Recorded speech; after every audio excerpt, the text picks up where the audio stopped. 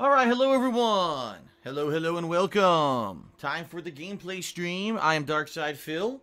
This is actually my first of 3 days where I'm doing back-to-back gameplay streams. I announced that I was going to do this week in particular because of the large amount of new releases this week. As you know, for the past couple of days, I have been bouncing back and forth between BioShock Remastered and Dead Rising Remastered, and I've been having a good time. I've been having a lot of fun with the games. Even though I've kind of, I've challenged myself in the way that I was going to play these games. And if you don't know what I mean, BioShock Remastered, I'm doing a hard difficulty playthrough, which is not something I normally do. Quite honestly, the only reason that I'm playing it on hard difficulty is because I've already beaten the game on normal difficulty for YouTube over, well, geez, that was, what, 7 years ago? Holy shit. And the fact that, you know, I think that it would have made the playthrough more entertaining, being that I know a lot of the stuff about the game. Okay, like, for example, I remember the boss fights I've done up to now. I totally remembered the Doctor and the Peach boss fights. But it was kind of funny, because yesterday I fought Peach Wilkins in BioShock Remastered, and it was a completely different fight than the first time I did it, because on hard difficulty, you can't even deal damage to the guy. You need to actually catch his fire bombs and throw them at him in order to damage him, which, you know, I didn't know that that was the case. So that was really neat to see that you can do the boss fight in a completely different manner. So I've actually been enjoying that playthrough a lot. And then, of course, you've got the Dead Rising playthrough, which is unique all in itself because I've never played Dead Rising before. I owned it at one point. I owned the Greatest Hits edition of it. And quite honestly, I didn't like it. I was very frustrated. I didn't look anything up. This was the era of like 2007, 2008 when I was trying to get back into console gaming. And I sucked at it. And the bottom line is, the game is incredibly difficult for a first run. A lot of people have come to me and said, Phil, you do realize that Dead Rising, what most people do, is they'll play like a you know, decent amount into the game. And then they'll use the save and kind of restart option, which means it's basically New Game Plus. You stop playing and you restart the story with all of your current stats, including your upgrades and everything, and that's how you end up saving the survivors and doing everything in the game. Now, I didn't know that. No, I did not know that. So, you know, the first session of Dead Rising, I raged like crazy, so angry at the game, but once I finally realized what it was, I said, alright, well, here's what I'll do. I'll make an honest effort to get through the story of the game. I'll save people when I can, but I'm not going to make it a focus, since it seems like there's no way that you can do it on a first run. And, you know, and then I'll maybe, if people like the playthrough and want to see it, do a second run where I attempt to save most, if not all, of the people. Apparently, if you save all the survivors, that's how you get the best ending of the game. So, I've been having fun with it. And, you know, it's been a tough 2 days, but at the same time, a challenge, you know, leads to fun and entertainment, in my opinion. So I've been having a lot of fun with both games, okay? But I left it to my viewers last night in a poll, and I said, you know, what would you like to see? Do you want to see me continue with BioShock and Dead Rising on Thursday, or do you want to see something different? And in this poll, most people voted that they wanted to see ReCore. So if you're not aware what ReCore is, it's the new game, an Xbox One exclusive. It is supposed to be a combination of, like, puzzles, but also combat, some platforming elements, at least from what we've seen at E3 for the past couple of years. Now, apparently, now I don't know, because, you know, I haven't played the game yet, but apparently, this game is getting panned by critics. A lot of critics are saying the game plays like a more archaic style game, like of the PS2 era, almost. Some people have been saying this game is rife with bugs. And some people have been saying that it's boring. I already bought the game. It's $40, by the way. $39.99 on Xbox Live. I had already purchased it. Okay, so being that I already purchased it, I knew I was going to eventually play it at some point. So what I'm going to do today, because the viewers voted for this overnight, we're going to do ReCore for about 3 to 3.5 hours here on stream. Okay? We're going to see how it goes. I don't know how it's going to go. We'll have to see. If the game is good, then I'll probably continue with it. If I play this and the game sucks, then I probably won't continue with it. If people like to see me play it, I'll probably continue. If people are like, fuck this game is boring as shit, and we don't want to see you play it anymore, then I won't play it. The bottom line is, this particular week, there's so much going on that it wouldn't matter if I decide not to play this game. Because, for example, tomorrow, I'm going to be checking out the For Honor Alpha.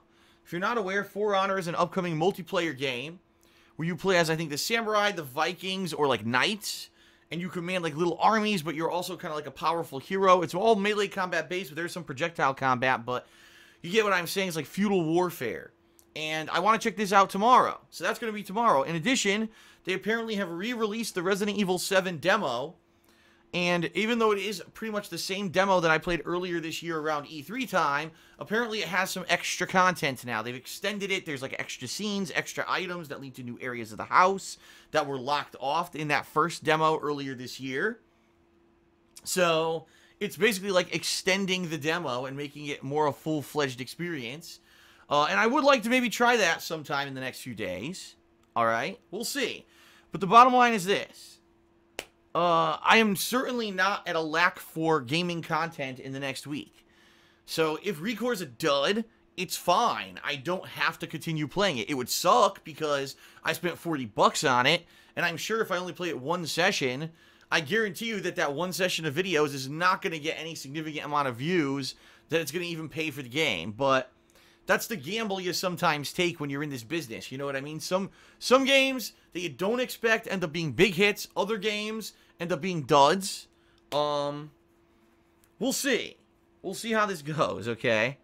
I don't know. I want to judge for myself. I know a lot of people are being negative about the game, but I like to judge games for myself. A lot of the times, I find myself going against the grain, going against the common opinion on something. And a game that a lot of people hate, I like. If you remember a couple years ago, there was this game, Murdered Soul Suspect. That was it the most revolutionary, groundbreaking game I've ever played? Absolutely not. But I don't think it was a bad game. It certainly had some interesting and unique elements and a great story. And people shat all over it and said it was like one of the worst games of the year. I'm like, how can you say that? Just because a game doesn't have, you know, insane revolutionary elements doesn't mean it's not a fun time to play. And I think that's what a lot of people miss. But at the same time, the flip side of that, right? There could be games that are fully functional, but if they're just boring as dirt, then they suck, you know? So it all depends. It all depends. So we'll see. All right? We'll see what happens, and we'll go from there. So, yeah, ReCore today. Tonight, FYI, my second stream tonight will be more Dead Rising. So 2 more hours of Dead Rising coming later tonight around 7 p.m. Pacific time. Tomorrow, as I said, tomorrow will be... I'm losing track. Oh, tomorrow will be the For Honor Alpha. And then this weekend is all going to be dependent on kind of what happens. I'm thinking Saturday I'll probably want to return back to, say, Dead Rising and BioShock. Maybe Sunday I'll check out the Resident Evil demo. I don't know. I'm thinking, you know, I got a lot of stuff that I can do in the next few days. Next week, Batman the Telltale Series Episode 2 releases on Tuesday. And I am also planning to fit in the final episode of Minecraft Story Mode, which was released this week, but it's like the last thing on my mind, quite honestly. Too bad that they delayed that. Not that they delayed it, but that they extended it so damn long. Here it is, over a year later, and we're still fucking playing it, right? I think it came out October, wasn't it? October, early October of last year, and now they finally released the final episode. I mean, that's pretty drawn out. But I will be doing it eventually, being that I did buy the second season pass, and you know I have enjoyed it overall. It's just annoying that the release timing has been so silly with that game. And then. Okay, next week, once I'm through the episodic stuff, once I start to finish up games like BioShock and Dead Rising, then I'm going to begin the retro playthrough, which August patrons are currently voting on. Just to give you guys an idea, right now, Banjo-Kazooie is in the lead. It has about 40% of the vote. And then just behind it with like 31% of the vote or something like that is Jak 3. And then just behind that is Crash Bandicoot 3. So the voting isn't too far apart, but at the same time, I actually took a look, and it looks like out of all the patrons who could vote, okay, more than half have already voted. So unless a bunch of patrons step up out of nowhere who are interested and haven't voted yet, it looks like it may end up being Banjo-Kazooie as our retro playthrough for this month. Okay, I'm not 100% guaranteeing that, but I'm saying more than likely that's what it's looking like it's going to be. So, yeah, what a month, you know. A continuing playthrough of BioShock, a continuing playthrough of Dead Rising, possibility of ReCore, I guess it depends on how it goes, right? With things like For Honor, maybe the Resident Evil 7 demo, and Banjo-Kazooie. And then at the end of the month, we'll see. Because we have to see really how things go. There's a lot of new releases at the end of this month, including XCOM 2, a new Sonic game, amongst a few other things that I was kind of considering. But there's also the final Hitman episode at the end of this month. Or not the final, excuse me, the next Hitman episode at the end of this month that I want to play. But there's more stuff too, so there's so much going on that I have to kind of pick and choose what I want to do. So, I guess we'll find out.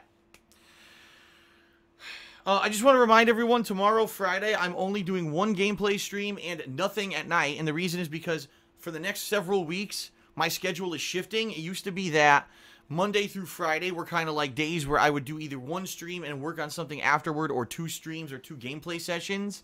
And then Saturday would be a day when the second half of the day, I kind of take off, per se, so that I could go do errands and go out to dinner with my girlfriend, Leanna, and do all kinds of personal stuff. That's going to shift in the next several weeks, where it looks like that day's now going to be Fridays. So Fridays are going to be the day with only one session of gameplay or streaming.